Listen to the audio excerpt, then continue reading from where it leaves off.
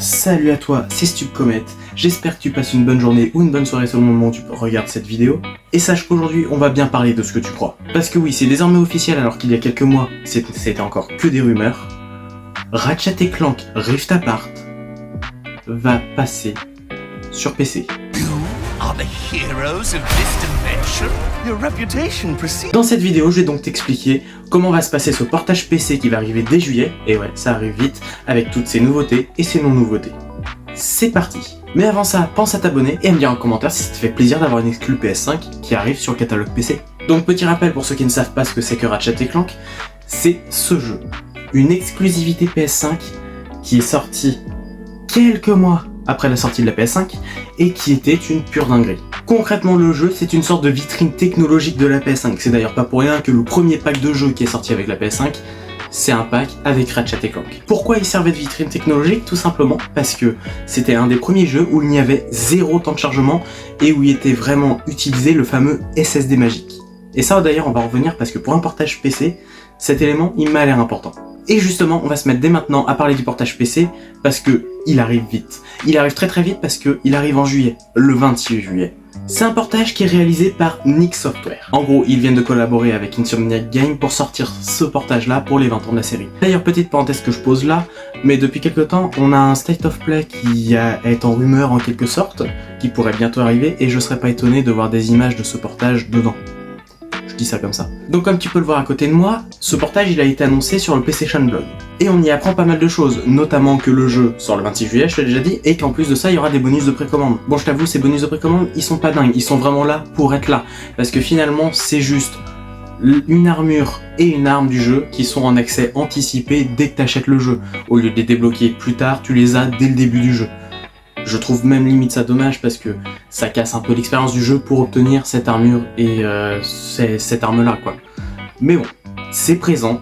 Je te le précise quand même. En ce qui concerne tous les bonus qu'on a lorsqu'on achète l'édition Deluxe ou alors pour l'armure du 20e anniversaire, bah c'est inclus dans la version PC. Comme ça, si t'as la version PC, en fait, t'as littéralement tout Ratchet & Clank Rift Apart. Maintenant, on va passer aux nouveautés que propose cette version PC. Et tu vas voir, elles sont surtout de l'ordre technique, et je vais donc te simplifier ça du mieux que je peux. Mais en vrai, ça, tu vas voir, ça va être compréhensible assez facilement. Déjà, version PC oblige, t'as le support du clavier. Mais pas que. Tu peux aussi utiliser manette d'Xbox et la DualSense va être compatible. Si la DualSense, tu la branches dessus, tu auras accès à tout ce qui est vibration haptique, gâchette adaptative. Et je te le dis, pour y avoir testé sur la PS5, sur ce jeu, c'est dinguerie. C'est un truc de fou, la manette. Donc, si t'as moyen d'avoir la version PC plus la DualSense, profites-en à fond. Le deuxième point qui dans le blog est vachement mis en avant, c'est tout ce qui concerne les écrans. Parce que ouais, c'est un jeu qui visuellement est impressionnant, qui visuellement est magnifique. Et clairement, ils te le disent, ils savent que les joueurs PC adorent jouer avec 3 écrans, avec un écran extra large. C'est pour ça qu'ils ont ajouté la compatibilité avec ces écrans extra larges ou le style 3 écrans. Comme ça, les cinématiques seront adaptées, seront plus belles, seront mieux, plus impressionnantes, plus immersive. Bien sûr, qui dit écran dit graphisme, et là, dans le blog toujours, entre en jeu le ray tracing et les FPS. Déjà, le ray tracing est pris en compte, et il est pris en compte grâce aux cartes graphiques RTX.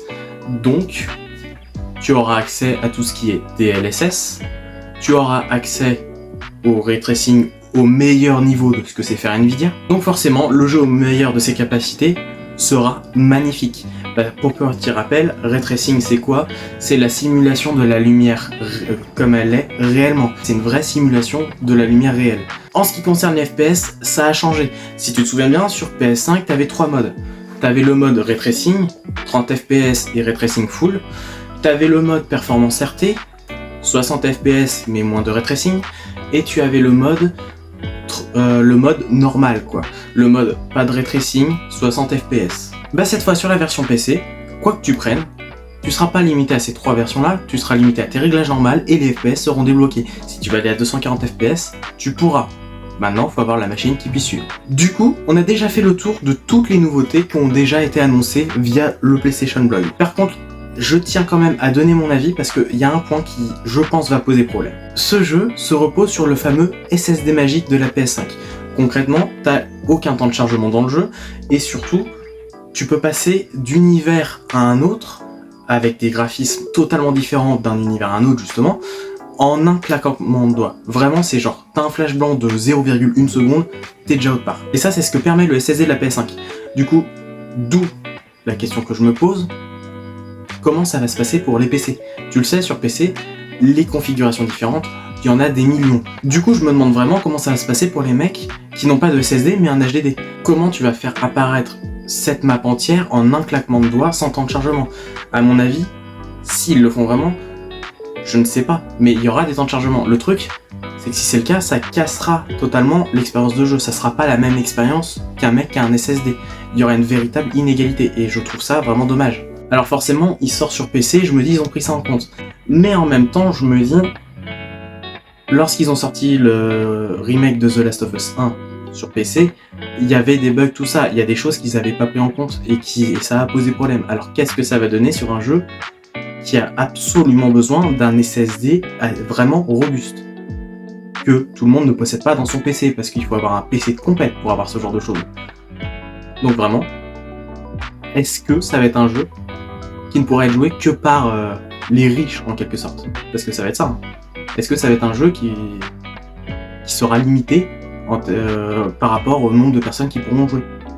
Je me pose vraiment ces questions-là. Et c'est quelque chose, vraiment, je te demande ton avis en commentaire, parce que je pense que là-dessus, j'ai pas la science infuse, j'ai pas non plus la réponse à ces questions-là. Ça se trouve, j'ai pas vu, mais ça a déjà été répondu depuis.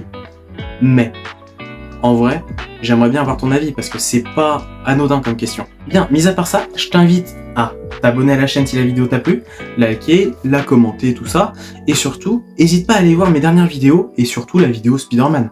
Je pense que tu vas la kiffer celle-là, parce que je te parle en précision du gameplay du prochain Spider-Man, et tu vas voir, il y a des choses de dingue. Allez, mis à part ça, j'espère que t'as kiffé la vidéo. Ciao.